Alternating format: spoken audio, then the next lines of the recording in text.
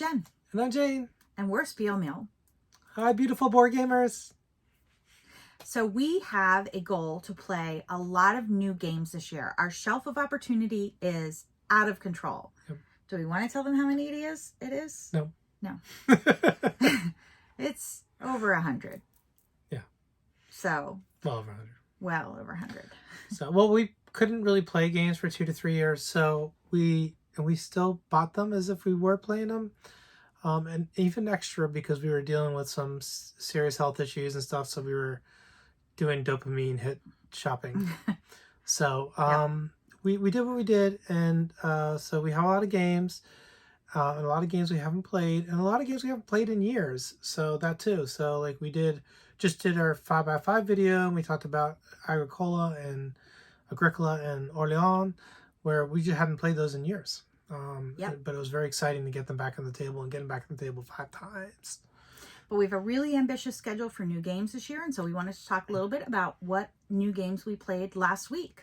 Yes, so we thought we'd do this. I can't promise we'll do this every week, but certainly when we're playing a lot of new games. And last week we played 7 new games in 7 days. Woo! A lot of them were pretty light, but not every one of them. And at least one of them was on our 5x5, so we'll talk about that. But the first one on the list is America's Main Street. Route 66. Route 66. And this is from Eagle Griffin Games. And it's a push your luck game. And it's there's actually 2 games in the box. They both work kind of opposite each other, but similar. You're pulling cubes out of a bag, colored cubes out of a bag, and either hoping for a match or hoping not to get a match. And then you can keep pushing your luck and hopefully get more done. And we had split opinions on the 2 games. The one's okay. I find it pretty fun, where this one you're pulling cubes out and you're trying not to match.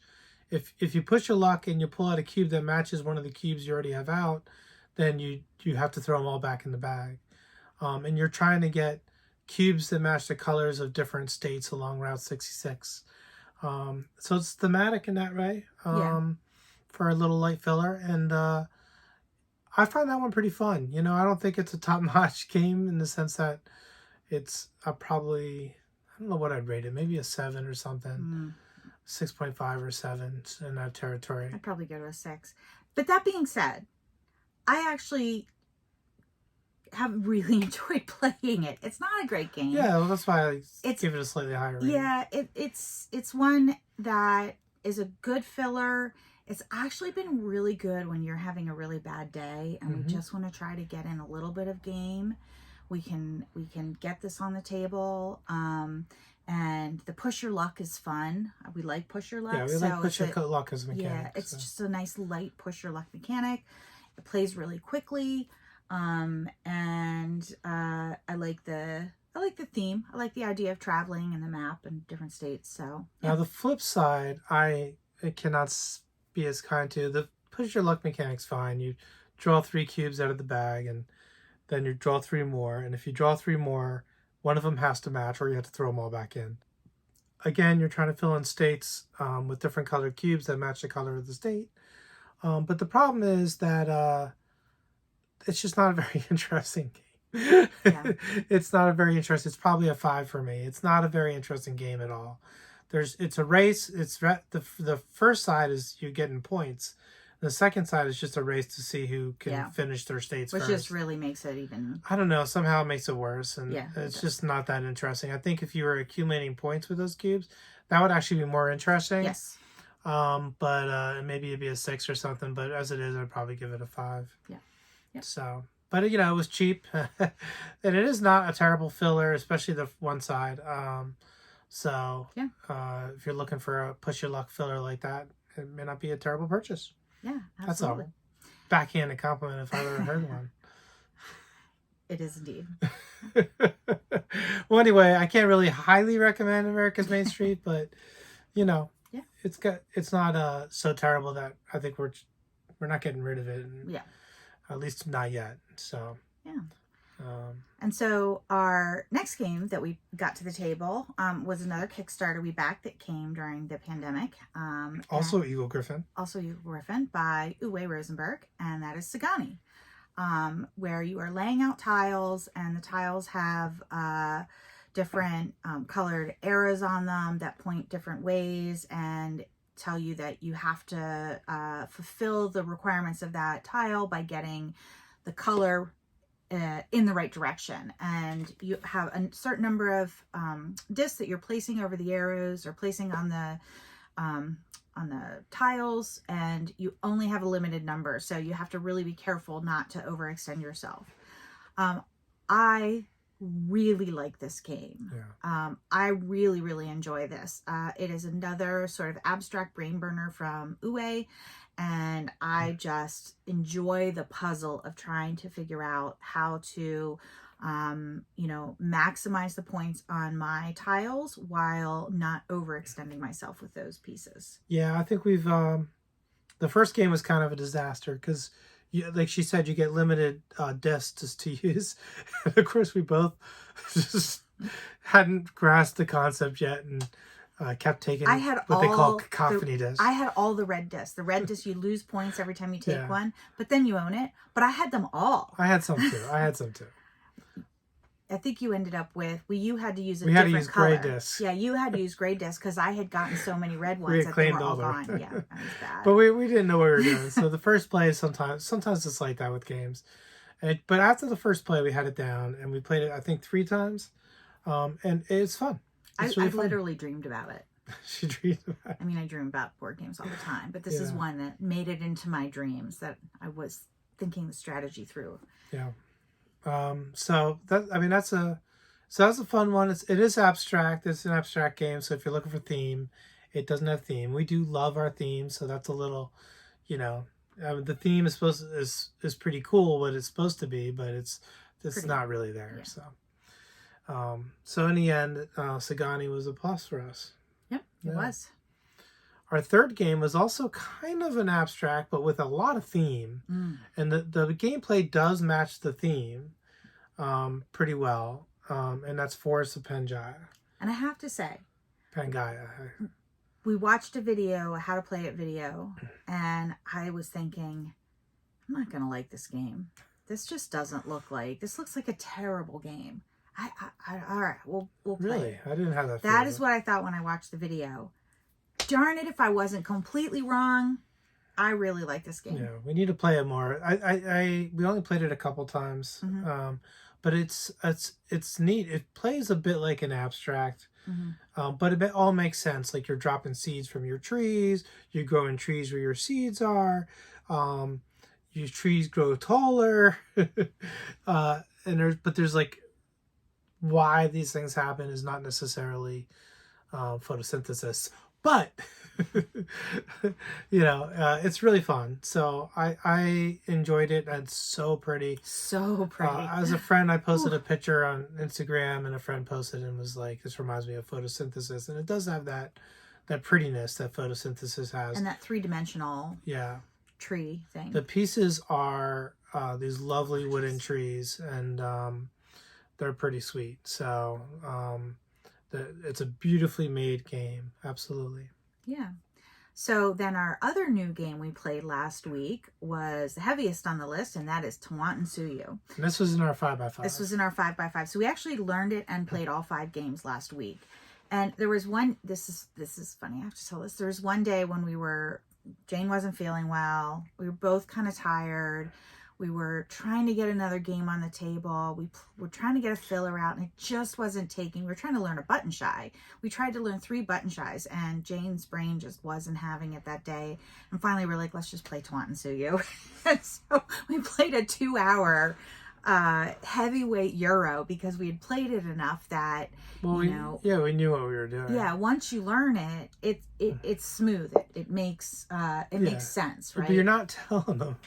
You're not telling them why that is. And there is a reason why. Is I have trouble reading and processing what I'm reading when I'm struggling, when I'm not feeling well. And in particular, that makes learning a game really, really hard, even a simple game. And so I just couldn't do it. I was staring at that stuff, and first of all, my head was hurting, and second of all, when what the words I was seeing on the page weren't making any sense to me. I just couldn't make sense of them. It's such a weird feeling. Yeah. But it's, that's part of life. So, but I just wanted to explain that because it was kind of weird. Like, why can you do that? Right. Yeah. Why can you play Tawantinsuyu but you can't learn a button shy game? And it was just that. It was just, I couldn't, words made no sense. And, my one complaint about button shy sometimes is the rules aren't always easy to learn too. Oh, that's true. That's very true.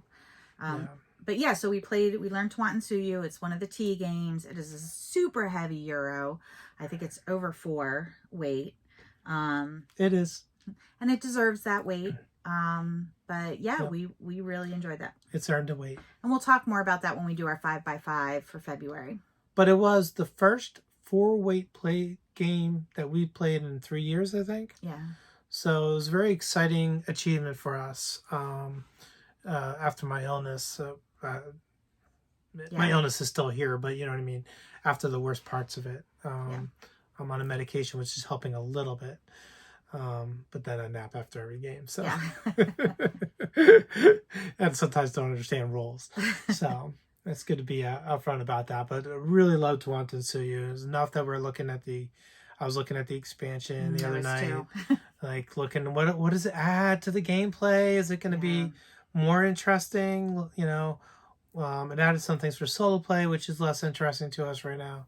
I don't get those heavy games into solo play too much, but so that's Tawantinsuyu. What a game! Yeah. All right, what's our next one? Forest Sky from Button Shy. This was a good one. We really like this one. We're not gonna say a whole lot about a Button Shies because we're gonna do a Button Shy video. We're gonna do a whole series of videos on Button Shies. We have a lot of Button Shies. 125. We have 125, but we have a lot of them that we haven't played yet. More than half. So, we're going to do, one of our goals this year is to play through all our Button Shies. And part of that is just because I was sick, I really couldn't table many games. And even Button Shies were too hard to table. We were mostly playing roll and rights, and we did a top 50 roll and rights, which you should check it out. Because we played over 150 roll and rights because it was something I could do from my recliner. When we did different adaptations for that. So if you're looking for any information on adaptations you could do for board gaming, we did a bunch of little short videos on some of the adaptations we use. We still have a couple that we plan on doing, but so we were able to get Forest Sky and Squabblin Goblins to the table from Button Shy. And we'll talk about those. Yeah, we liked Forest Sky. I liked Forest Sky. I did not like Squabblin Goblins much. Yeah, it wasn't my favorite either. It's Take Thatty, so that's part of it. Yep. Yeah. So, but that's we'll go into more detail on those in our Button Shy video. So that leaves one more game, and the game we really neither one of us liked. I don't want to speak for you per se, but it was part of the Nano 9 games. Albin. I'm drawing a blank, but Albin, who did Clinic Deluxe or Clinic Deluxe, he did Clinic. We have the deluxe version, but and he did something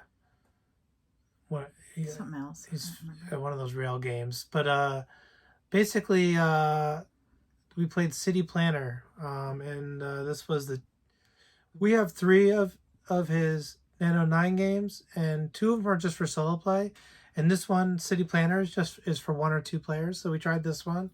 It's very abstract. There's really no theme there, but that's okay because there really isn't much game there either, unfortunately. I mean, I think maybe for the right person, I could see solo maybe working out, but it's really not that interesting of a game. Yeah, the sort of hook on these was that the 3 games could be played together in any combination or all together. And you were saying, and I think this is valid, is that it felt like they maybe put more effort in trying to get those games to work together than to make any single one playable. We haven't tried playing them together, so maybe they're really good when you put them together, but just as individual games, it wasn't really our cup of tea. Yeah, it wasn't that good. So now that doesn't speak to the other ones. We still have Railways and Empire to play, but those are both solo. So some point when we're feeling like it, we can get those out solo. But City Planner is definitely a scratch on our list. I think Yeah. it won't stay in the collection unless they really play well together or something. You know, you know, it's just not worth it. That was a bit of disappointment. It's always disappointing to have a disappointment. Yeah. Well, especially when it's a Kickstarter, because there's something in it that makes you think, okay, that's worth, that sounds exciting. There's something about that that excites me. We've gotten some cool micro games off Kickstarter. We have these little pack of gums games, the Bitto or Paco games or something they're called, and there's a game Nut and there's a game Bus in that set that are really fun. Not every game in that set was great, but several were good. Yeah. So so they're cheap to get the micro games, but sometimes they can be hit or miss. Yeah. City Planner is probably not the worst game I've gotten from Kickstarter, so it's got that going for it. No, I know it's not. A chaotic life, you shall never live on in infamy. What was I thinking? Yeah. So that was the 7 games we played last week. I'm not sure we're going to get 7 on the table this week. New games. 7 new games. 7 new games. Yeah, I don't think we're going to get 7 in this week, but we might. We'll see. We might. We have a couple party games planned for Friday night, and then we've already gotten 3, I think, to the table. It's the 4th day, but we didn't get 8 today. But I think we've gotten 3 to the table already. Right. Well, we're going to have to look for some light games, maybe some more button shies, and get them to the table. Might be a light week on the new games. So we did, because we're playing, our 5x5 games are all games we've played before. Founders, Teotihuacan, Edge of Darkness, and Mystic Vale. So those are the 5x5 games we're playing this week, and we've played those all before. So Edge of Darkness is one of my all-time favorites. So it's my birthday week, so that's part of it. That's right. Happy birthday. Thank you. All right. So thanks for watching, and let us know what you played this week that was new, or games that you think we should get to the table that might be new to us. And remember, every day that you game is a holiday. Bye.